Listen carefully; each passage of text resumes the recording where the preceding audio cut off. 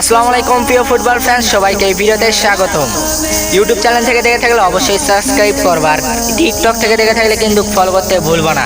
তো চলো ভিডিওটার টপিক শুরু করা যাক। ভিডিওটার টপিক হচ্ছে গারে আমাকে অনেকেই কমেন্ট বক্সে কমেন্ট করেছো যে ভাইয়া 16 তারিখ রাত 2টাতে তো ব্রাজিল ভিএস ফ্রান্সের খেলা, তো খেলাটা কেমনে দেখবো? তো আমি বলে দিতেছি খেলাটা কেমনে দেখবেন।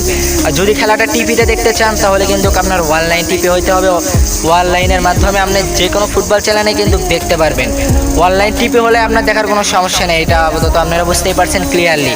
আর যদি বলেন খেলার অ্যাপসে দেখবো, তাহলে একটা খেলার অ্যাপস আছে যেই খেলার অ্যাপসে ডিস্টার্ব দিতেছে, আর একটি খেলার অ্যাপস আছে সেটাতেও কিন্তু ডিস্টার্ব দেওয়া শুরু করছে, যেসব অ্যাপস আপনারা আমার স্ক্রিনে দেখতে পারতেছেন। তো এইসব অ্যাপসের দ্বারা যদি খেলা দেখতে চান তাহলে হয়তো বা ডিস্টার্ব দেবার, এইসব অ্যাপসের দ্বারা খেলা দেখতে গেলে কিন্তু ওয়াইফাই দিয়ে খেলা দেখা যায় না, খুবই নেট লাগে, সেই হিসেবে কিন্তু এমবি দিয়ে এইসব অ্যাপসে খেলা দেখতে হয়। তো এইসব অ্যাপসের দ্বারা কিন্তু আপনাদের একটু কঠিন হয়ে যাবে।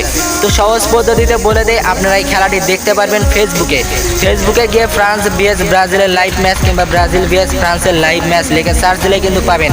যেহেতু ফেসবুকে এইসব এলাও না, ফেসবুকে কিন্তু লাইভ ভিডিও এইসব হয় না খেলার, কিন্তু সেই জায়গায় আমরা দেখতে পাই যে কিছু ওই হ্যাকাররা কিন্তু এই ভিডিওগুলো কিন্তু হ্যাক করে কিন্তু ফেকভাবে ফেসবুকে লাইভ করে। সেই জায়গায় কিন্তু সবাই এই ফেসবুকে কিন্তু এই খেলাটা লাইভ করবে, কারণ বড় একটা খেলা, মানে ফুটবল বিশ্বের খেলা, প্রীতি ম্যাচ খেলা কিন্তু ব্রাজিল ভিএস ফ্রান্সের, এই খেলাটা অবশ্যই লাইভ করা হবে। তো আপনারা সবাই ব্রাজিল ভিএস ফ্রান্সের খেলা লাইভ লিখে ফেসবুকে সার্চ করলে পেয়ে যাবেন, অবশ্যই পেয়ে যাবেন।